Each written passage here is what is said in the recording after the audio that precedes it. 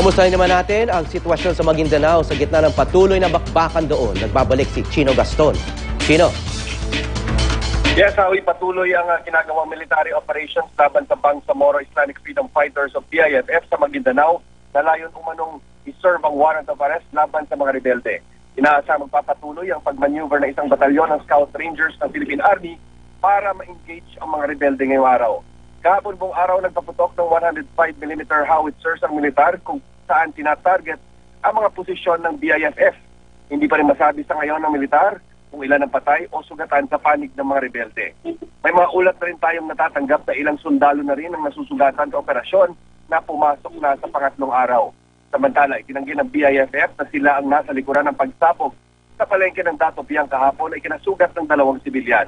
Wala pa rin hawing opisyal na bilang ng mga evacuees ngayon pero inaasang patuloy na tataas ang bilang namang ito habang nagpapatuloy ang gulo dito sa lalawigan. At yan ang latest mula dito sa Maguindanao, balik sa Hawi. Chino, pakipaliwanag lang para sa mga manonood kung ano itong BIFF. May connection ba yan sa mga ibang rebel groups katulad ng MILF o magkakalaban na ang mga ito?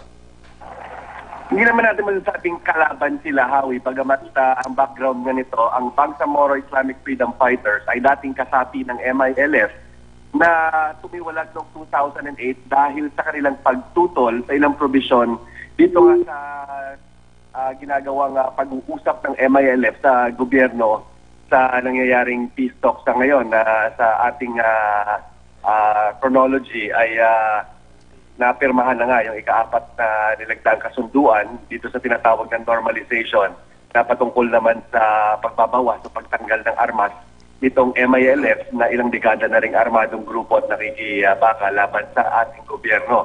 So at BIFF, ito yung mga miyembro ng MILF na ayaw nga sa ilang provision dito at nagtayo ng sariling faksyon at ang kanilang isinusulong ngayon through armed struggle ay isang Islamic State at nire-reject nila. Ito yung ginagawang pag-uusap o mga kasunduang nalagdaan na ng gobyerno at ng MILF. So ngayon, medyo sila yung problema dahil armed struggle pa rin ang kanilang minumungkahi at hindi sila willing na makipag-usap dito sa ating gobyerno. Bagamat kung yung tanong talaga ay magkalaban sila ng MILF, hindi naman dahil kamakapag-anak nga ito at magkakilala rin naman ito.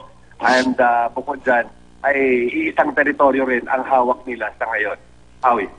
Yeah, kasi narinig natin yung isang opisyal ng militar na yung sinasabi niya, nakikipag-cooperate daw yung MILF dito sa operasyon ng militar laban dito sa BIFF.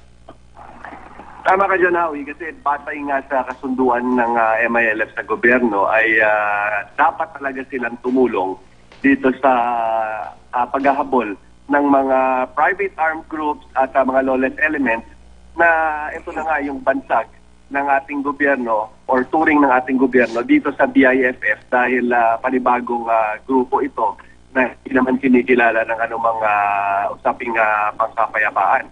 Kaya yung MILF, dahil nandun din sila sa lugar, at the longest time, medyo constrained itong operations ng ating gobyerno laban dito sa BIFF sa consideration nga na maaaring mabangga itong mga legitimate na grupo ng MILF na armado pa rin hanggang sa mga sandaling ito na mabangga sila or ma-misencounter sa military parlance na ma-encounter nga sila sa paghahabol dito sa BIFF. Pero sa ngayon, ang sinapapaliwanag ng mga ground commanders, the MILF are standing down at giving way, pumapayag sila na pumasok yung gobyerno at mga puwersa ng ating pamahalaan para habulin itong mga dati nilang kasamahan.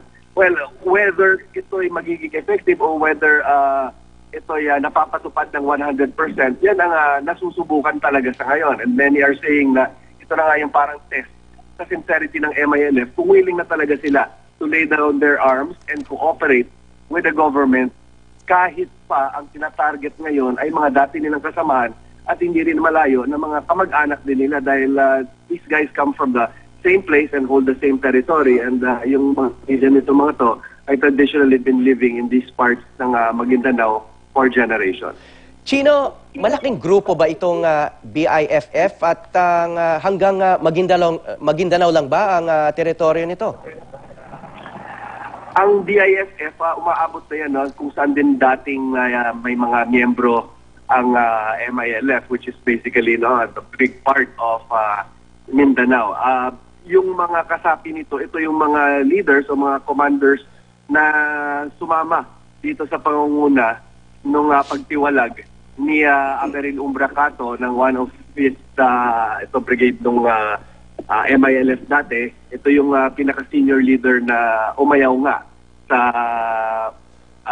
kasunduan ng MILF at ng gobyerno noong 2008. So, we can assume na may mga sub-commanders at may mga supporters din itong si Ameril Umbracato in other parts of Mindanao na ganun din ang ginawa. Pero kung dito sa Maguindanao province, kung saan sinasabing highest yung number of concentration ng BIFF, I've heard figures ranging from 300 hanggang 1,000. Pero dahil hindi naman card-carrying members, so wala namang mga ID talaga yung BIFF na, nagpapakilala sila dahil wanted nga sila ng ating batas, ay mahirap mag-estimate. Pero the figure stands between 300 to 1,000 fighters daw sa ngayon, plus of course yung mga civilian sympathizers, Howie. Yeah. So si Kato ang pinaka-leader ng kilusang ito? So ngayon siya yung parang kinikilalang pinaka-senior, bagamat over the years humina na sinasabi yung physical capability nitong mag-lead ng kanyang troops.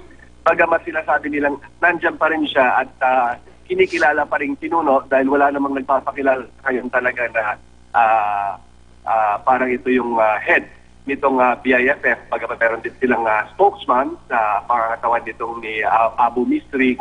Pero yung structure nila ay medyo fluid sa ngayon at parang wala talagang organization to speak of. Although meron mga senior commanders like sila mga supporters ni Ameril Umbracato like sila Commander Bravo in the Lanao area and then of course si Umbracato dito sa Central Mindanao, particular dito sa Maguindanao. Yeah. Chino, kasi yung isang point ko lang, hindi kaya magiging katulad din ng MILF, itong BIF.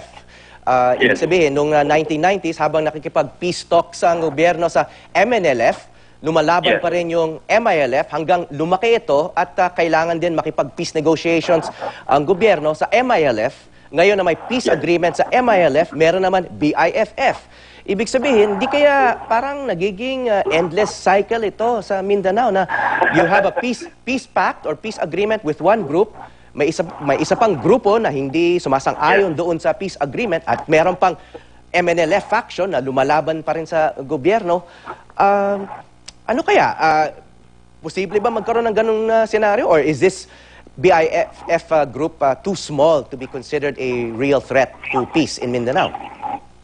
That's hard to say sa ngayon, Howie, kasi ang matatandaan natin na yung BIFF ay umalma dahil dun sa ilang provision sa kasunduan ng MOA-ED, yung bahagi nitong pag-delineate nga o pagkilala dito sa mga teritoryo na kikilalaning bahagi ng Bangsamoro State. Kaya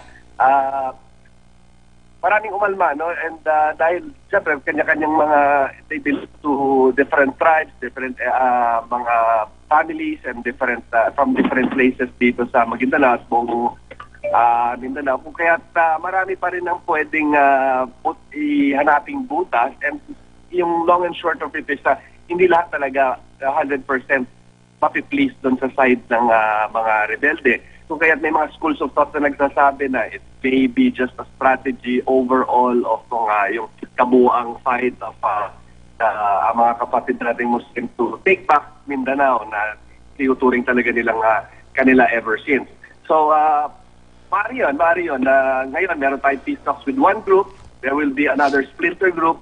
And some analysts have already been saying na parang yung conflict in Mindanao will never end because of parang ganun nga, nobody will ever be content with whatever the government has to offer. At palaging may susulpot na armed groups that we either have to talk to or we just have to eliminate. Unless, of course, matugunan talaga yung mga basic injustices at issues dyan sa Mindanao. At sana, yun na nga yung mangyari dahil dito sa bagong peace agreement ng gobyerno at ng MILF. Okay, maraming salamat, Chino Gaston.